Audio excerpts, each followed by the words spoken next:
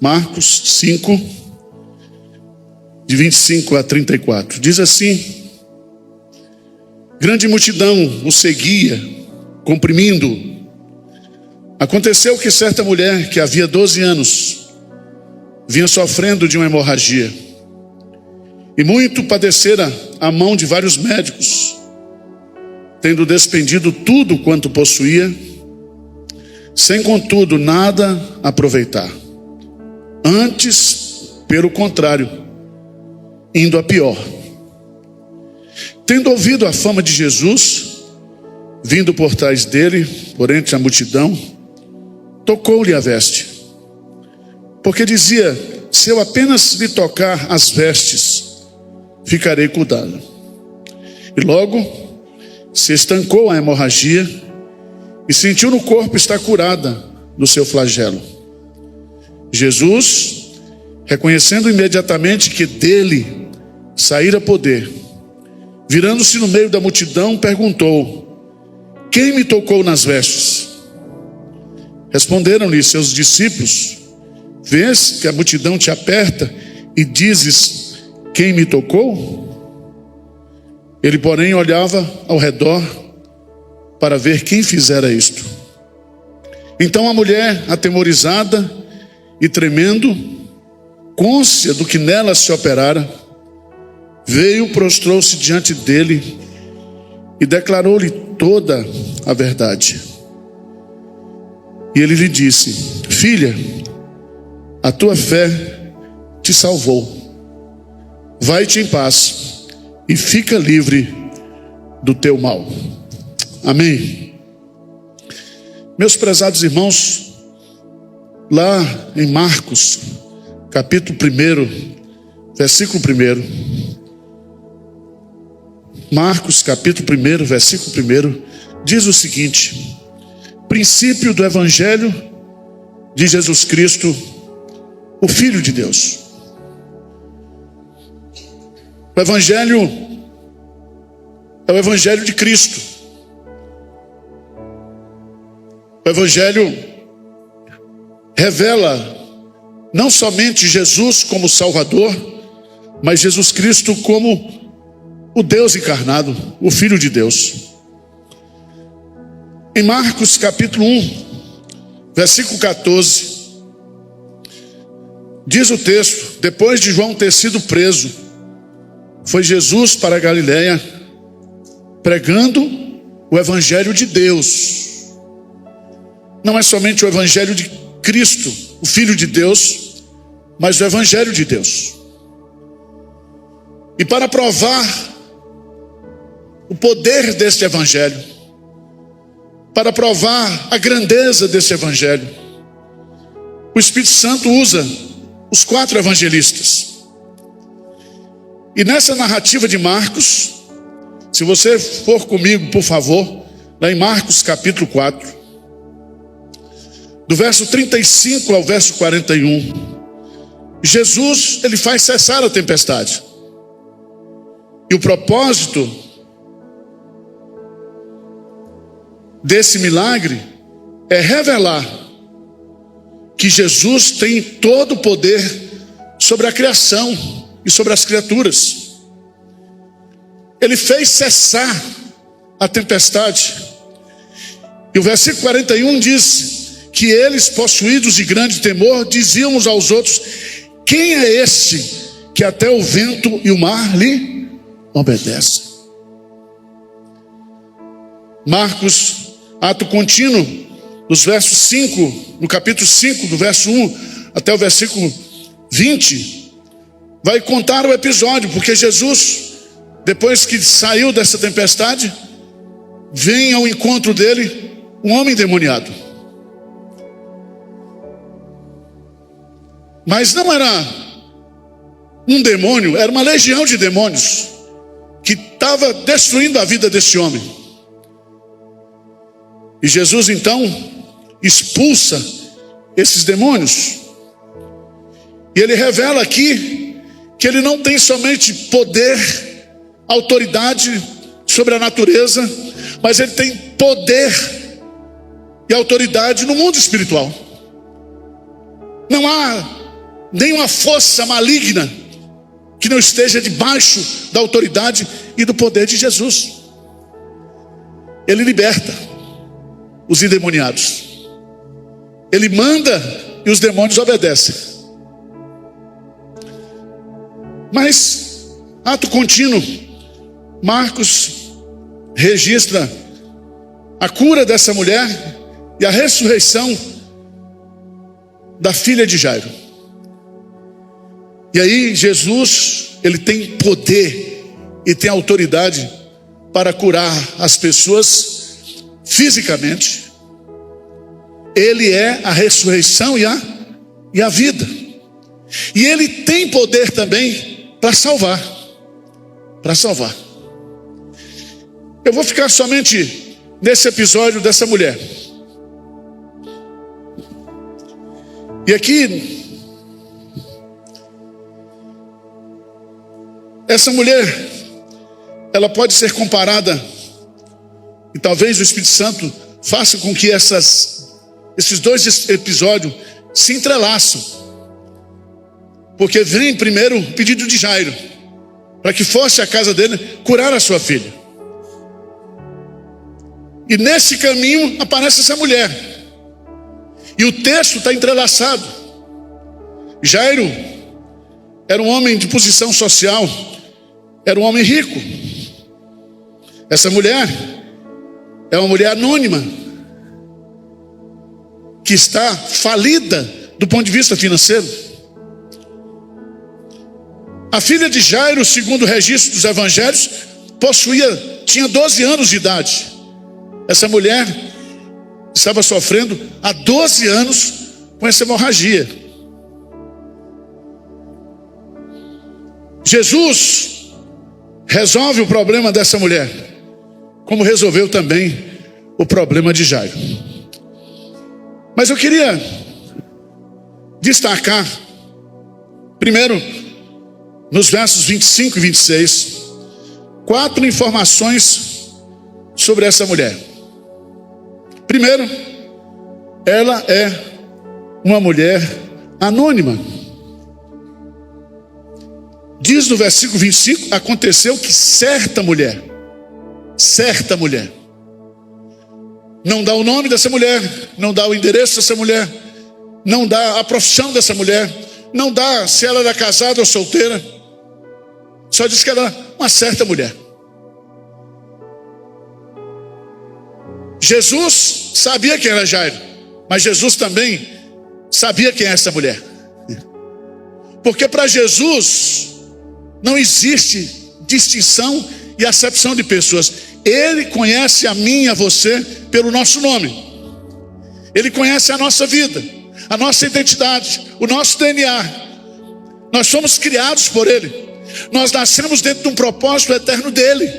Então não existe pessoa anônima para Jesus. Diz amém aí, pode me ajudar? Diz o texto que ela era uma mulher doente, 12 anos, sofrendo com uma hemorragia incurável.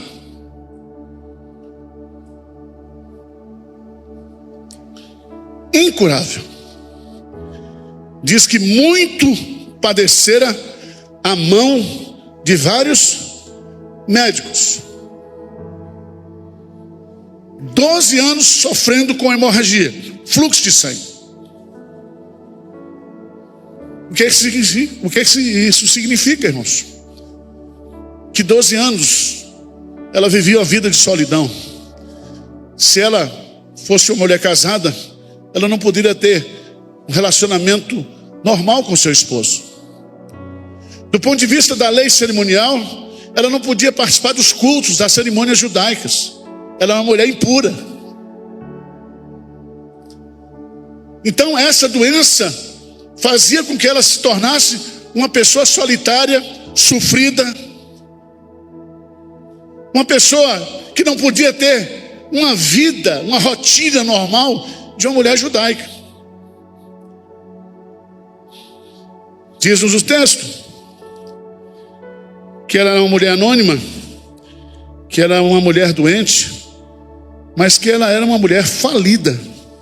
Diz o texto aí, veja aí, por favor. O texto é bastante claro. E muito padecer a mão de vários médicos, tendo despendido tudo quanto o quê? Possuía. Durante esse período de 12 anos, ela gastou todos os seus recursos para tentar solucionar o seu problema e não conseguiu. Os médicos não deram solução para o seu problema. Mas em quarto lugar, diz o texto: sem contudo nada aproveitar, antes pelo contrário,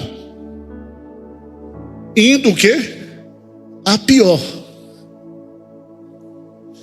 O que nós aprendemos aqui? Que essa mulher era uma mulher desiludida, uma mulher que não tinha mais esperança. E Jesus Cristo, Ele é a esperança daqueles que estão sem esperança, daqueles que estão desesperados. É quando a minha força se esvai que Jesus entra na minha história e na sua história para fazer um milagre. E talvez você esteja aqui nessa noite, você que está nos assistindo aí, você está vivendo uma situação onde você já tentou de tudo, você já fez de tudo, você já gastou tudo, e você continua convivendo com esse problema. Mas é maravilhoso, porque o sofrimento nos empurra para Jesus. Já disse um grande comentarista bíblico, William Hendricks, desse texto, que ele diz assim que a fé brota na necessidade. A fé nasce num contexto de desesperança, de falência dos nossos recursos, da nossa capacidade. Diz o texto, veja aí, versículo 27. Tendo ouvido a fama de Jesus, vindo por trás dele por entre a multidão, tocou-lhe a veste, porque dizia: se eu apenas lhe tocar as vestes, ficarei o quê? Curada. Olha que coisa mais supersticiosa.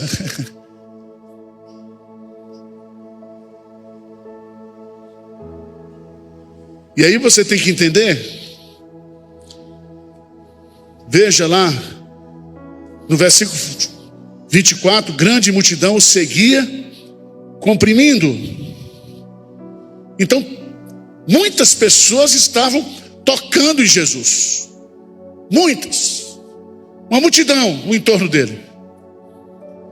Por isso que quando ele pergunta quem me tocou, os discípulos ficam estarrecidos, dizendo: mas quem? Todo mundo está tocando o Senhor, você está aqui pressionado pela multidão. Mas o toque daquela mulher foi um toque diferente. Foi um toque intencional. Intencional. Ela foi ali tocar nele. Não era um toque da multidão, mas havia no coração dela uma intenção. Ela cria que Jesus poderia curá-la. E esse toque, além de intencional, foi proposital. Esse toque tinha um propósito, que era resolver o seu problema, que era estancar a sua hemorragia, que era resolver aquela situação insolúvel que trazia sofrimento, falência para aquela mulher. Aquele toque foi um toque pela fé. Ela tocou crendo que Jesus poderia resolver o seu problema.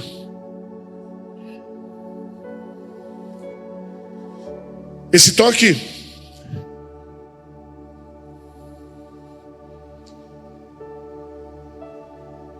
foi pela fé. Esse toque foi um toque secreto. Ninguém sabia, só ela sabia. Só ela, no seu íntimo, tomou aquela decisão de tocar. Ela não comunicou a ninguém que tocaria. Ela simplesmente foi lá e tocou. Esse toque vem acompanhado de um senso de indignidade, de um coração quebrantado, de um coração humilde. Meus irmãos, Deus resiste aos soberbos, mas porém dá graça aos humildes. A mulher creu que se apenas tocasse em Jesus, seria curada. Ela foi, tocou e ficou curada, de forma completa e imediata. Foi uma cura instantânea.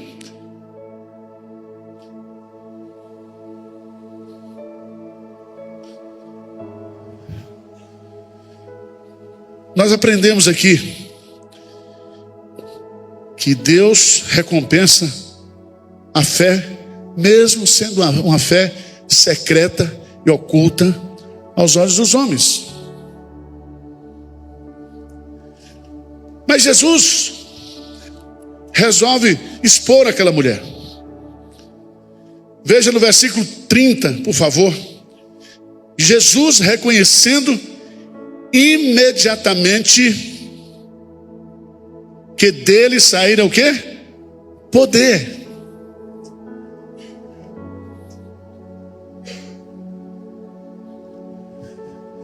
Jesus recompensou aquela fé, porque ele vai dizer lá em João que todo aquele que o Pai o trouxer a mim, de maneira nenhuma o lançarei fora.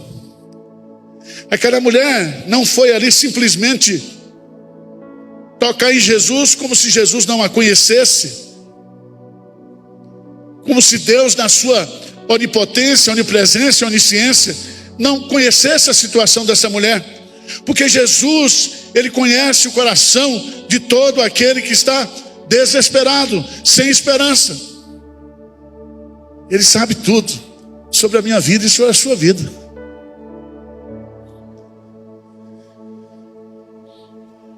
Jesus então questiona, virando-se no meio da multidão, perguntou. Ele não pergunta para os discípulos, ele vira para a multidão e pergunta assim: quem me tocou? Foi um toque diferente, foi um toque que fez com que o poder de Jesus se manifestasse na vida daquela mulher. Foi um toque de esperança, foi um toque de fé, foi um toque que fez com que a compaixão de Jesus, a graça de Jesus, a misericórdia de Jesus se manifestasse na vida daquela mulher.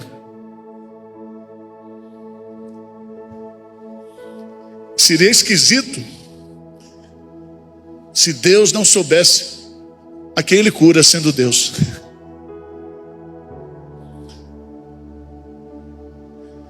E eu fiquei pensando, por que Jesus deseja que a fé dessa mulher seja revelada? Nós estamos falando sobre ela aqui nessa noite, mais de 2000 anos depois. Jesus quer que nós conheçamos essa mulher. E aqui eu vejo 3 lições, ou 3 razões, porque Jesus quer que essa mulher, que a fé dessa mulher seja revelada. A primeira delas é que aqueles que são abençoados por Jesus são conhecidos por Ele. Jesus não abençoa de forma ignorante, de forma que Ele não conheça aquele que está sendo abençoado.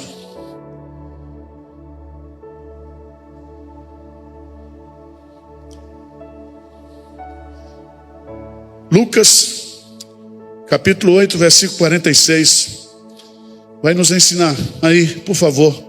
Lucas 8, 46. O que diz o texto? Lucas 8, 46. Contudo, Jesus insistiu: alguém me tocou, porque senti que de mim saiu o quê? Poder. E diz o versículo 47, vendo a mulher que não podia o quê? Ocultar-se. Irmãos, Deus, na sua soberania, no seu poder, Ele quer que aquela mulher dê um testemunho público de que ela recebera o poder, a manifestação da cura na vida dela. Segunda razão é que aqueles que são abençoados por Jesus devem testemunhar aos outros, glorificando o nome de Deus. É tão bonito isso, porque essa mulher, veja aí no versículo 33, então a mulher, atemorizada e tremendo, cônscia do que nela se operara, veio, prostrou-se diante dele e declarou-lhe o quê? Toda a verdade. O seu pensamento, a sua intencionalidade, a sua necessidade. E aqui entra uma coisa muito interessante que Davi nos ensina lá no Salmo 50, versículo 15. Salmo 50, versículo 15. O que diz lá? Dá para colocar na tela? Salmo 50, versículo 15. O que diz aí? Vamos ler juntos? Invoca-me no dia da angústia, eu te livrarei e tu me... Preste atenção. Todo o livramento que Deus opera na nossa vida tem que gerar glórias o quê? A Deus. Foi Deus que fez. Foi Jesus que fez. Eu fui alvo da tua cura. O poder do Senhor se manifestou na minha vida. E diz o texto que ela se prostrou diante dele, se lançou aos seus pés, em atitude de humildade, de adoração, reconhecendo que aquilo que aconteceu na vida dela foi um ato glorioso, soberano, poderoso de Jesus Cristo na sua vida.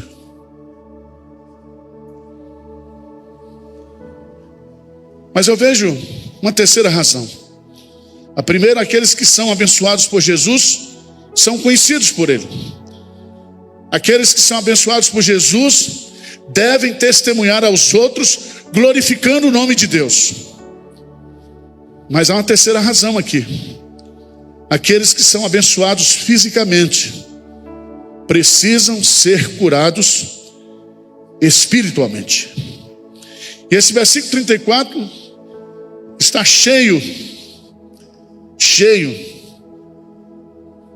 de um conteúdo teológico maravilhoso. Primeiro, Jesus a chama de filha. Filha. Mesma expressão que Jesus chama os apóstolos, os discípulos, lá em João capítulo 21. Filhos. Filhos. Significa que essa mulher, ela não teve apenas uma fé para receber uma cura física. Veja o que diz o texto. A tua fé o quê? Te salvou. É uma fé salvadora. E essa fé salvadora é um dom de Deus. Não é uma fé mística. Não é uma fé que simplesmente para atender interesses físicos. Ela creu em Jesus. Ela creu que Jesus era o Filho de Deus. Ela creu que Jesus poderia resolver o seu problema. Irmãos, Jesus reconhece que a sua fé foi o instrumento pela qual ela recebeu não somente a sua cura física, mas também a cura espiritual. Jesus, certa vez, ensinando sobre a renúncia que nós devemos ter nessa vida para entrar no céu, ele disse: se a tua mão, se o teu olho, se o teu pé te faz tropeçar, arranca-o.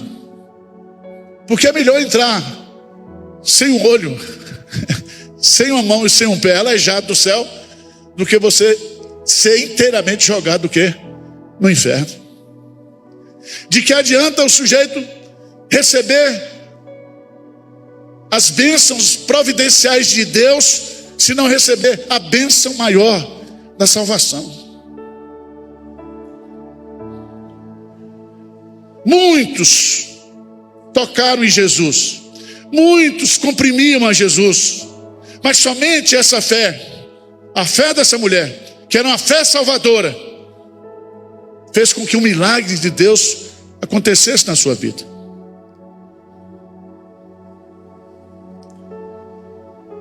Eu acho isso lindo, porque ele diz: filha, a tua fé te salvou. E aí ele termina: vai-te em paz e fica livre do teu mal. Vai-te em paz. Jesus jamais diria isso para ela se não tivesse acontecido na sua vida a justificação pela fé. Justificados, pois, mediante a fé, temos paz com Deus por intermédio de Jesus Cristo. Não há paz para aquele que não tem Jesus. Jesus diz: a minha paz vos dou, não vos la dou como o mundo a dá. Essa paz aqui é a paz de Cristo, que foi pregado hoje pela manhã aqui, que excede todo entendimento. É a paz com Deus, mas é a paz de Deus também. É a paz de Deus. Vai-te em paz. Você está curada. Você está reintegrada à normalidade do dia a dia. Você está reintegrada ao seu relacionamento familiar. Você agora está reintegrada também ao culto, à adoração.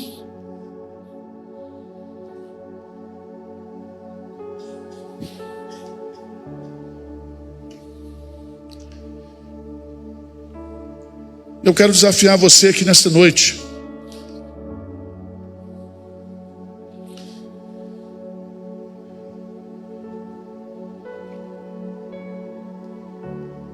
Se você está precisando de Jesus nessa noite, Ele está aqui para te salvar, para te curar, para te libertar. Vamos ficar de pé?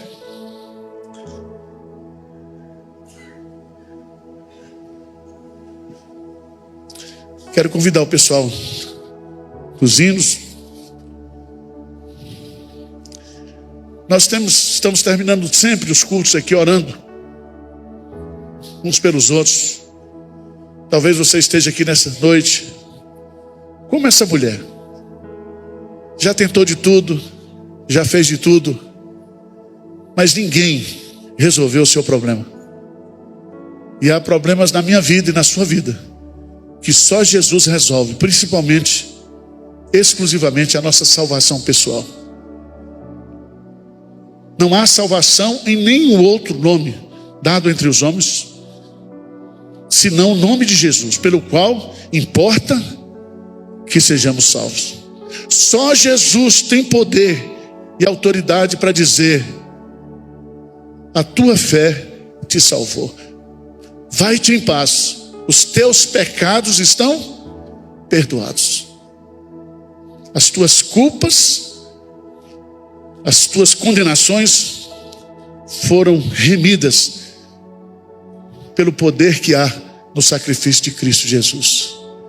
Vamos cantar. Quão bondoso, amigo, é Cristo. Esse hino é muito lindo. Vamos cantar.